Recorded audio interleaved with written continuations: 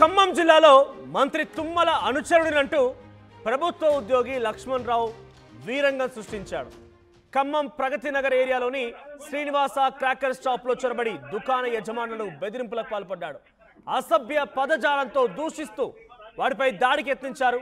ఇక బతకడానికి వచ్చి రుబాబేందిరా అంటూ దౌర్జన్యం కూడా చేశారు. లక్ష్మణ్ రావుపై కేసు నమోదు చేశారు కొణిజర్ల పోలీసులు. ఇక శ్రీనివాస క్రాకర్స్ దుకాణానికి సమీపంలోనే నాని క్రాకర్స్ పేరిట బాణాసంచాల విక్రయం జరుపుతున్నాడు లక్ష్మణ్ రావు. అయితే నేలకొండపల్లి మండలం సుర్దేపల్లి ప్రభుత్వ పాఠశాలలో స్కూల్ అసిస్టెంట్ గా విధులు వర్తిస్తున్నారు. ఇటీవల డిప్యూటేషన్ పై జిల్లా విద్యాశాఖ కార్యాలయానికి కూడా ఆయన బదిలీయారు. ప్రభుత్వ ఉద్యోగం చేస్తూనే బాణాసంచా షాప్ నిర్వహిస్తున్నారు. అయితే ఉద్యోగానికి వెళ్లకుండా పలుకుబడితో హాజరు వేసుకుంటూ వ్యాపారం చేస్తున్నారు సదర్ లక్ష్మణ్ రావు.